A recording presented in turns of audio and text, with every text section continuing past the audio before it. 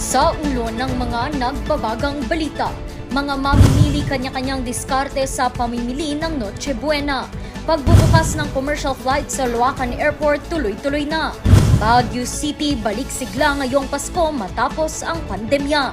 Bayan ng Tagudin, Ilocos Sur nagningning.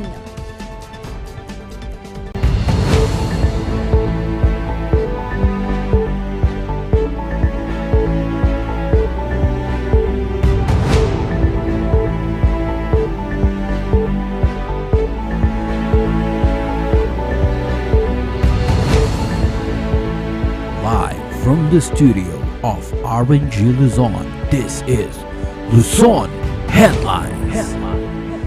Naimbaga malam, Amyanan, Luzon. Narito na ang mga bago at may init na mga balita. Iba't ibang diskarte naman ang ginagawa ng mga mamimili para makatipid sa Noche Buena. Ito ay dahil sa patuloy na pagtaas ng mga bilihin. Ang detalye sa report na ito. 2,000 piso kada taon ang budget ni Aling Joyce para sa Noche Buena. Graham, spaghetti, walang meat yun na. Grocery lang, dito lang sa grocery yun. Pero iba naman sa labas. Pero ngayong taon, mukhang hindi nakakasya ang kanyang budget para sa mga nakasanayang handa. Grabe naman, halos weekly tumataas. As ng 5 o 10, 100, nagiging 700 na. Kaya piling-pili kaya yung mga kinukuha ko. Ramdam din ito ni Bing kaya magpapadeliver na lamang daw ang kanyang pamilya sa Noche Buena. Presyo. Ang mahal. Oo, di ba? Parang na-triple na yung budget natin. May diskarte naman dito si Hazel. Kung nag-grocery, hindi yung isang bagsakan. Kasi yung iba nag-grocery, di ba, parang 10,000 na. Earlier talaga ang pamimili kasi ayaw namin makijoin sa Christmas rush. Ibang mga putahe naman ngayon ang susubukan ni Nanay Rosalia. Ay, sa fruit salad, vegetable salad. Mas makakamura mo. Siyempre, kung ano yung kung ano yung available na mga gulay. Kasi hindi naman ako maluho sa mga pagkain. Sa inilabas na suggested retail price ng DTI sa mga Noche Buena products, tumaas ng 1 hanggang 5% ang presyo ng mga ito kumpara noong nakaraang taon. Isa na dito ang hamon na naglalaro sa 163 hanggang 892.50 pesos depende sa kilo. 25.50 pesos hanggang 111 pesos naman ang mga pasta. 36.50 hanggang 117 pesos sa macaroni, 23.55 centavos hanggang 95.50 pesos sa spaghetti sauce at 17.25 centavos hanggang 92 pesos and 25 centavos naman sa tomato sauce. 56 hanggang 288 pesos naman ang mga fruit cocktails, 53.35 hanggang 371 pesos sa mga keso, 24 pesos hanggang 243.15 pesos sa mga mayonnaise at ang keso de bola, naglalaro na ang presyo mula 195 pesos hanggang 513 pesos and 75 centavos. Ayon kay Undersecretary Ruth Castelo ng DTI, ang pagtaas ay hindi raw maiiwasan lalo na't patuloy rin sa pagtaas ang iba pang mga pangunahing bilihin. Mariin naman nilang ipinaalala sa mga negosyante na sumunod at huwag abusuhin ang inilabas na standard retail prices. Randy Guzman para sa Luzon Headlines.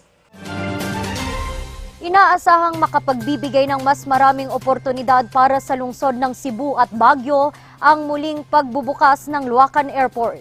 Ito ay matapos ihayag na tuloy-tuloy na ang pagsisimula ng commercial flights sa ika-16 ng Disyembre. Ang detalye sa report ni Charles Limon.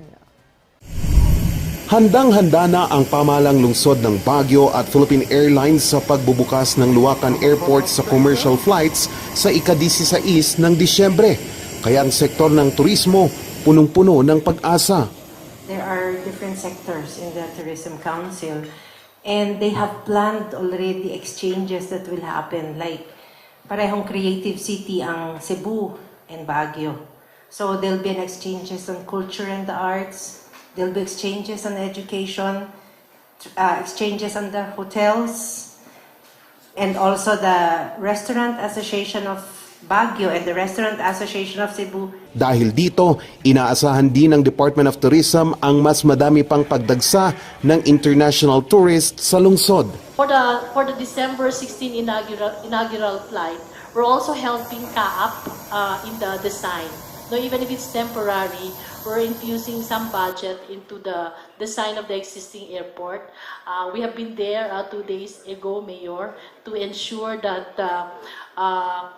the airport will exhibit the ambience of the Filipino identity, no? Especially, of course, the Cordillera culture. Ayon sa pamahalang lungsod at Civil Aviation Authority, halos handa na ang mga pasilidad para sa commercial flights. Inaayos na lang natin yung terminal. Yung terminal, nire-rehabilitate nila ngayon, temporarily. Temporary lang yan because the 50 million was not immediately released. According to CAAP, anytime soon, DBM will release the 50 million for the complete rehabilitation. Pero malaking hamon pa rin sa operasyon ng paliparan ang pakikisama ng panahon. Kaya mayroong plano dito ang Philippine Airlines. There may be instances that we need to divert. So right now, the options are to divert, of course, back to Cebu. That's one option. And another is to divert to Clark. One thing that we're also working out is our ability to divert to Poro Point, La Union. So hindi pa yan available immediately because there are also things that we need to do to make that possible. May plano na din ang pamahalang lungsod sa issue ng paggamit ng runway bilang access road ng mga residente na nakatira malapit sa airport. So nagkaroon tayo ng arrangement. No? We're going to open, may window na open yung ating airport so that residents and students can use the airport. At the same time, meron din tayong ginawang parang bypass road doon na maliit. Ang permanent solution is to really build that, construct that diversion road at the edge of the runway. Kaya lang, kailangan natin ng tulong ng Department of Public Highways because it will entail so much cost. Hatid din ng paliparan ang mas madaling transportasyon mula Luzon, papuntang Visayas at Mindanao. There are specifically 3 destinations that we connect perfectly po from Cebu. Iloilo, Bacolod, Cagayan de Oro po, both ways po. Yung papunta pong doon at saka pabalik po, napakaganda po yung connections. Part of the mission of Philippine Airlines is really not just on the commercial side. No? Ang tinitignan po natin is yung mission of service to the nation. That is something that our chairman, Dr. Lucio Tan and his family, and our president, Captain Sandy Nang, have always reiterated, hindi lang po ito negosyo, ito po ay serbisyo sa bansa and Sa inilabas na schedule ng Philippine Airlines, 2 eroplano ang lilipad tuwing Lunes, Miyerkules, Biyernes at Linggo. Alas 11:10 ng umaga ang alis ng eroplanong papuntang Baguio to Cebu flight at lalapag ito sa Mactan, Cebu ng 1:00 ng hapon. Aalis naman sa Mactan, Cebu ang eroplanong biyaheng Baguio ng alas 8:50 ng umaga at lalapag ito sa Luacan Airport ng alas 10:50 ng umaga. Charles Nicolimon para sa Luzon Headlines. Ginanap naman sa lungsod ng Baguio ang ikalawang Philippine Book Fair. Susi raw ito para muling buhayin ang paglalathala na pinabagsak ng pandemya. Ang detalye sa report ni Sofia Pagaduan. Sinamantala ng magkaklaseng Isabel at Bianca ang kanilang break time upang mamili ng mga libro sa isang book fair na ginaganap mismo sa kanilang universidad. Just saw this wordless graphic novel and I'm very interested in buying it because you're able to tell a story with just the pictures itself with no words needed. Sa mga ganito po, I feel like talaga na they should extend it. Kasi it's really fun po to be a part of these things po and like to really scout for books po. Especially na po it's really heavily based on Filipino authors po. So it's like good exposure po for Filipino authors. Para sa magkaibigang Nicole at Kenneth naman, pagsuporta sa mga locally published books ang ipinunta sa book fair. Hindi po ako masyadong ganun ka-well inclined sa mga locally published na mga books. Usually foreign-based po, kaya yun po yung pinag-anuhan ko. Tinutuunan ko ng pansin today. For the past couple of years, I think it's very important to reignite yung sarili natin and reading actual books, ganun. Kasi napakahalaga na malaman natin. There are a lot of things na kailangan nating malaman ngayon, lalo na ngayon na sa current ng state ng Philippines, parang ganun. So, madami tayong natututunan sa mga libro. Ilan lamang sila sa mga dumayo sa ikalawang Philippine Book Fair na ginanap sa syudad ng Baguio.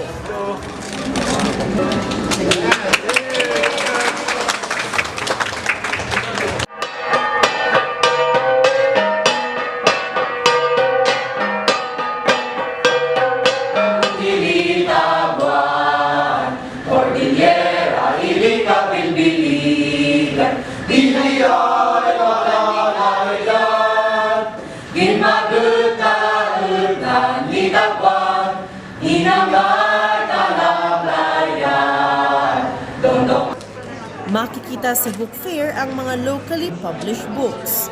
Kinabibilangan ito ng mga fiction, non-fiction, educational, self-help at children books.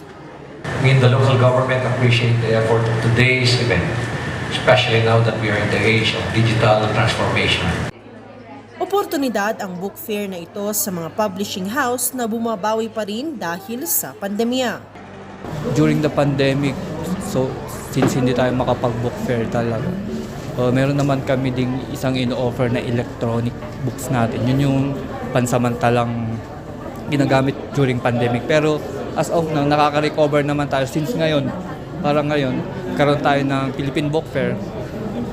Hope so na in the future, babalik na talaga yung dating normal na kahit saan ka mag-book fair pwede na.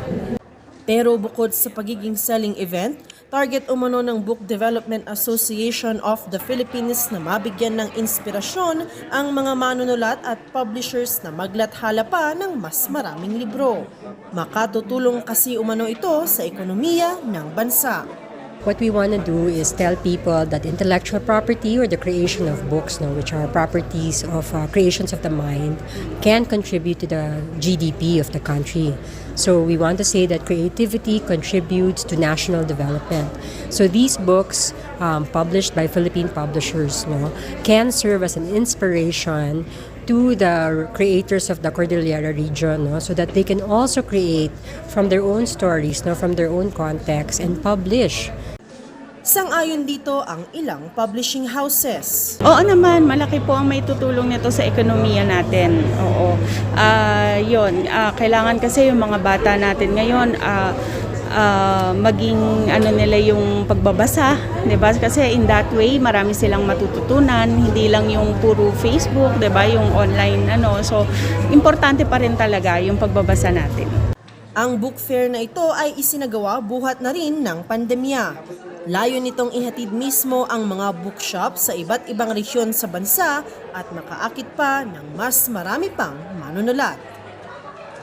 Sofia Pagaduan para sa Luzon Headlines. Susunod, pagbabalik ng Lantern Parade sa Baguio City, inabangan.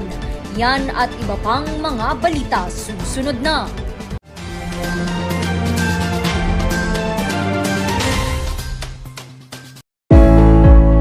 Alam nyo ba na ang pag-aalaga ng tama sa iyong mga inaalagaang hayop ay makakatulong ng malaki sa ating finances, lalo na sa mga mahalagang okasyon. Sa pag-aalaga, ito ang dapat gawin. Simple lang ang paggamit. Ihalo ang 1 kutsara ng King's Vita Plus Animal Feed Supplement sa 1 galong tubig at 1 kutsara sa 3 kilo ng feeds at ibigay ito araw-araw sa inaalagaang hayop. Sa loob lamang ng 10 araw ng paggamit, makikita mo na ang malaking pagbabago sa inaalagaang hayop. Kaya, bisita na sa lahat ng Agrivet stores malapit sa inyong lugar at umpisahan na ang pag-asenso kasama ang King's Vita Plus Animal Feed Supplement. Aprobado ito ng Bureau of Animal Industry na may numero 18099.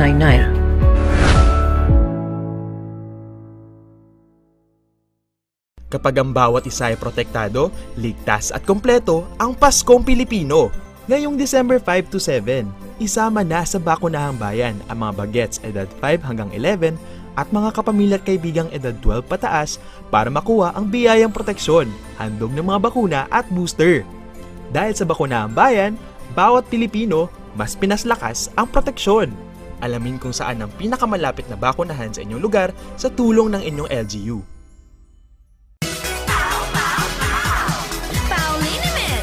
Masakit ba ang likod, ang kasu-kasuan?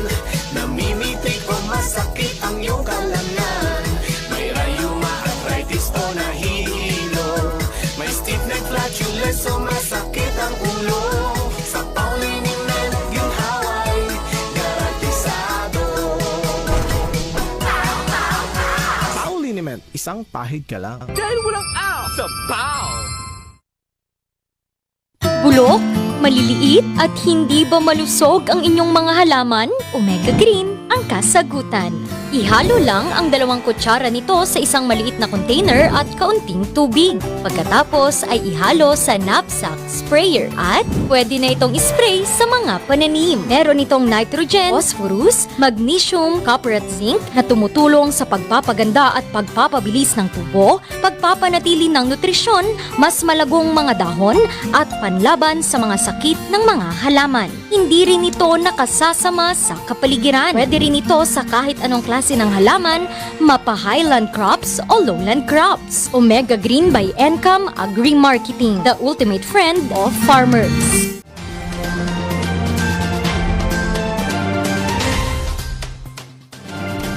Muli namang nagliwanag ang kahabaan ng Session Road dahil sa pagbabalik ng Lantern Parade.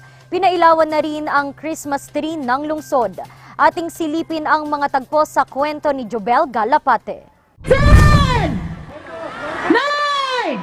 8, 7, 6, 5, 4, 3, 2, 1!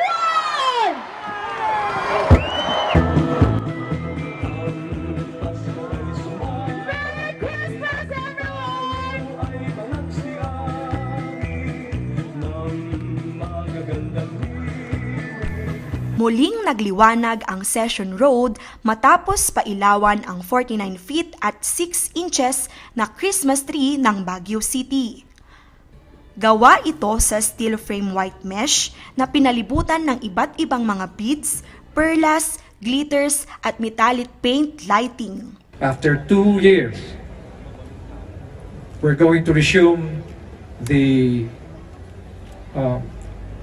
Lantern Parade led by the St. Louis University. Nothing else is more cherishing and heartwarming for each other than to feel the cool, rejuvenating air upon us at this most expected time of the year. Definitely, absolutely, it's Christmas time in the city of Baguio. The lighting of the Christmas tree and the St. Louis University Lantern Parade, one of the most outstanding and festive spectacles in Baguio, as we further beacon our guests to come and take pleasure in the city's warmth and hospitality for the holidays. I am overjoyed to see the people of Baguio come together and unite in these festivities. Sinundan ito ng fireworks display.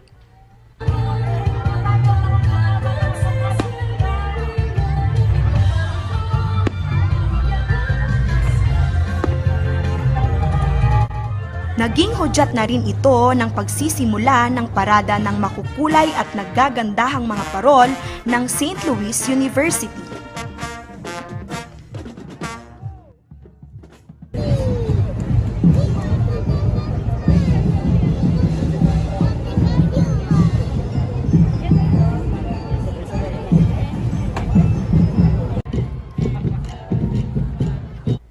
Masaya namang nanood ang mga residente at turista.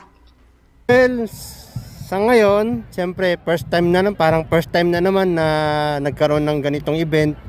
Siyempre masaya ang hindi lang mga taga Baguio. I think marami ring mga taga ibang lugar na dumayo. I really enjoyed it naman. Actually, this is my second time and I'm also an alumni here in Baguio. Bigay na bigay rin ang mga estudyanteng pumarada. Masaya po yung feeling kasi po parang Yun lang po kayong makakadance po sa mga harap ng mga tao. I think it was a responsibility and a privilege at the same time kasi at a very young age, like sa pagiging first year ko, experience ko na agad yung magturo and it's really fulfilling na makita yung result, na nakikita yung mga audience kung ano yung mga nagiging reaction nila. So, since first time ko to, I did not expect na ganito yung pagdadaanan and all Yes, that. it's very surreal, especially to think now we're actually graduating, Bachelor of Secondary Education, and it's a privilege to be here right now and represent Stella. 2 taon ding naudlot ang taunang Lantern Parade ng SLU dahil sa pandemya. Ito na rin ang siguro ang bahagi ng ng St. Louis University sa pagbubukas ng Christmas festivities sa Baguio. Ginagawa natin ito yearly. This is already the 14th year that we are doing this, and this is a way of cooperating with the city of Baguio to start the festivities of Christmas. And because SLU also is a Catholic school, it is a nice tradition that we start the Christmas season with this big festivity because we know that is the birth of Jesus Christ. Sa libo-libong dumalo sa pagdiriwang, maigting na binantayan ng mga pulis ang pagpapanatili ng seguridad at kaayusan. Jobel Galapate para sa Luzon Headlines. Pagbangon at pag-asa, yan ang hatid ng Filipino-Chinese community ng Baguio City sa mga residente ng lungsod ngayong Pasko. Ang detalye sa report ni Sofia Pagaduan. Merry Christmas! Tuwing sasapit ang Disyembre, unti-unting nagsisilabasan na ang mga pailaw na mga Christmas decorations. Para kay Cyril, simbolo ang mga ilaw na ito ng pag-asa at pagbangon. December or Christmas is not about the lights lang po or the gift giving, pero it is also the season of Jesus po. Yan po, the birth of Christ po. Yan po. Kaya hindi na niya pinalagpas ang pagkuha ng litrato sa mga Christmas decorations na ito na inihanda ng Megapines Realty and Development Inc. Sino ba naman ang hindi mapapatigil sa mga naggagandahang pailaw at mga makukulay na parol na ito? It symbolizes yung pagmamahal namin sa isa't isa as a team and how we work for the goal po, not just to sell condominiums, but to reach out people na alam namin, ay, matutulungan natin ito. Ito, mabibigyan natin ng bahay, we could help them out. So, that's part of what the team really goes for. Paraan din daw ito ng kumpanya ng pagbabalik biyaya sa komunidad na katuwang na nila sa mahabang panahon. As in 2 years na itong COVID, lahat ng business na natin is down, real estate, everything. So as survivor, so ginawa namin ng ito na Christmas bidates to back to community para pakita namin, inspire namin sa iba na after COVID, nag-survive tayo, nag-continue yung mga business natin. Kaya pangako ng suporta at pagtutulungan ang nais ipaabot ng kumpanya sa komunidad kahit hindi man Pasko. Ito rin ang hangad ng Filipino-Chinese community sa syudad ng Baguio na makamit sa mga susunod na buwan. Naging malaki din ang naiambag na tulong ng Filipino-Chinese community sa iba't ibang sakunang hinarap ng lungsod. Isa na rito ang pagtulong nila sa lungsod sa higit 2 taong pandemya.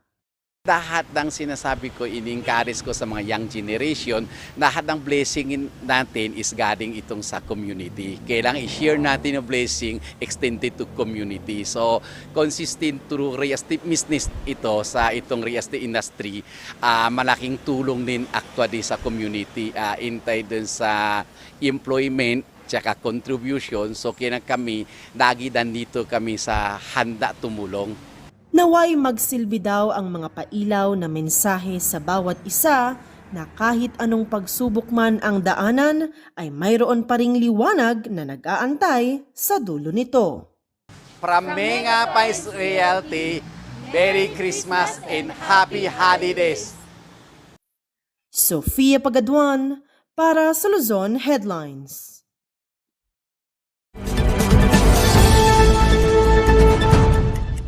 Sa mga foreigners, Americans, Australians na narito sa Pilipinas or who have been living here for the past 30 or more years, pwede ba kayong mag-file ng petition para palitan ang iyong pangalan before our Philippine courts? So parang mga Chinese, they usually adopt Filipino names. At the other question here is, which governs, yung foreign law o ang Philippine law? Ayon sa ating batas, ang Philippine law will apply.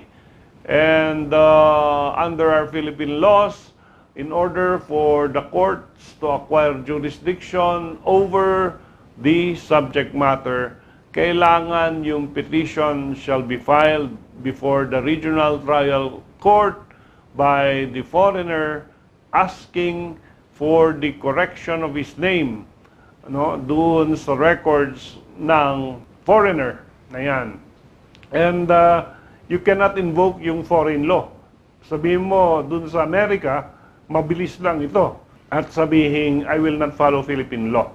So, the foreigner cannot invoke yung foreign law and not follow Philippine law or its procedure. In some instances, however, for example, yung US law, parang meron tayong exception dito because doon they follow the doctrine of the nationality rule.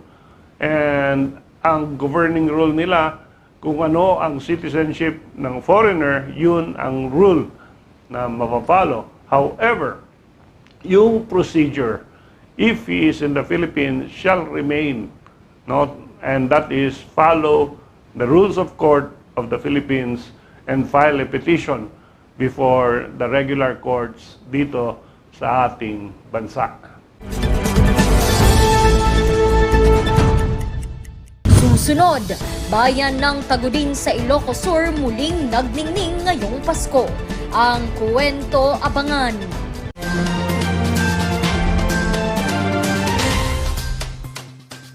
Saan ka magbabagong taon? Sa bahay? Nagsasaya kasama ang pamilya? O sa ospital na nakaratay na nasabugan ng paputok ang kamay? Nasa kamay mo ang desisyon. Saan mo gusto magbagong taon? Ipagdiwang ang taon na ligtas kasama ang iyong pamilya. Oplan, iwas paputok. Ligtas Christmas para sa Healthy Pilipinas. Isang paalala mula sa Department of Health. Sa milk din ng batang 90s, darat atin lang i-try. Ang batang 90s milk tea, di ka magsisisi, promise. Sa milk din ng batang 90s. Bizarre Music offers a complete line of musical instruments.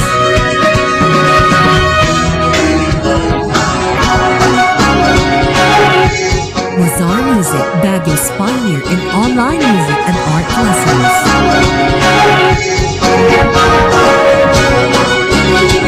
Bizarre Music, bringing music closer to your hearts.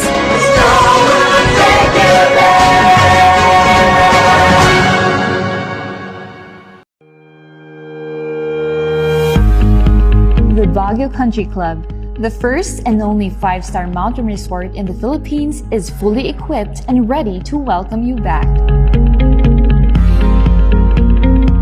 The club has thoroughly worked on adapting to the new normal. The usage of any of the facilities and amenities of the club is governed with specific rules, regulations, and procedures in accordance to the medical, physical distancing, and disinfecting protocols. And as you return back here to your second home and make new memories with us, we assure you that at the Baguio Country Club, you do not have to worry because we can assure you that the club continuously puts great importance to the health, safety, and wellness of its members, guests, and employees.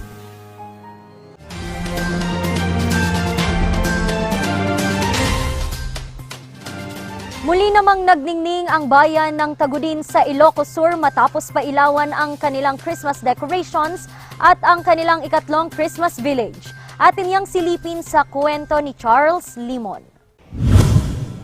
Sumapit na naman ang Pasko sa bayan ng Tagudin, Ilocos Sur. Kaya pakulo ng pamahalang bayan ang mala Disney na dekorasyon sa kanilang municipal hall at municipal park. This is to remind us for our preparations for the celebrations of the birth of our Messiah. Ito'y itichan sana apong bawasan tayo, inikatin tayo namin, nagitiamin namin nga nagkurkurangan tayo kanya na iselebrar tayo, iti iyumay na. Inabagan ng lahat ang pagpapailaw sa mga ito.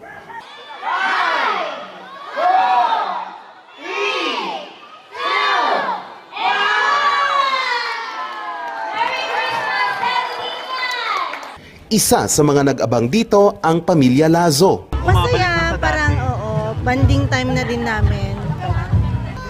Kasi di ba dati pandemic, so ngayon okay na. Masaya na.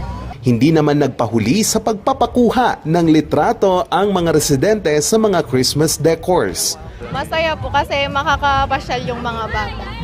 Meron naman po last year kaso hindi ganito kabongga. Excited po yung mga bata po and masaya po sila. 3, 2,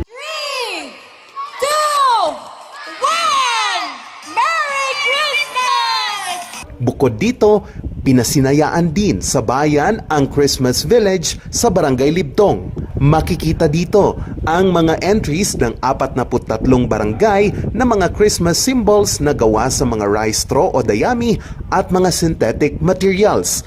Pambato ng Barangay Pula ang Belen na korteng parol. Kasi dati sir, kami ang nananalo dati. Bago naman gumawa kami ng dati, bago naman ulit ng design para may laban naman namin para manalo siguro o matalo, walang problema yun. Pero hindi naman nagpatalo ang Barangay Sawat sa Belen nilang korteng medalya sa kakatapos na Tagudin Triathlon. Kasi logo ng Tagudin.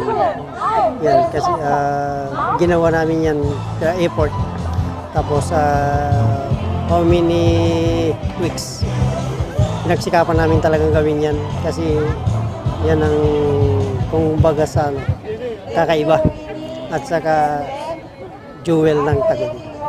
Sabik pa rin ng mga Tagudinians talaga na makamtan yung kalayaan na natamasa nila before COVID. So sa tingin ko naman ngayon, medyo hindi na masyadong stricto ang DOH. So ang mga Tagudinians ay lalong ina-acknowledge itong Christmas Village. At saka hindi lang taga-Tagudin kasi pumupunta rito. Mga karating bayan, Sudipen, Bangar, Suyu. Ito na ang ikatlong taon na pagsasagawa ng bayan ng Christmas Village.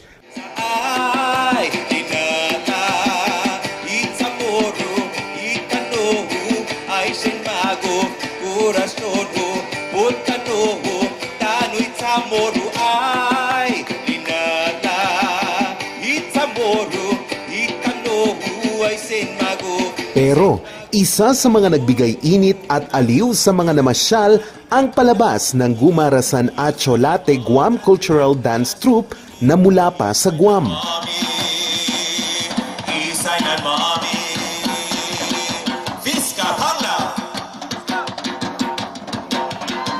Layon ng grupo na maibahagi at maipakilala ang kultura ng Guam sa bawat bansang kanilang binibisita.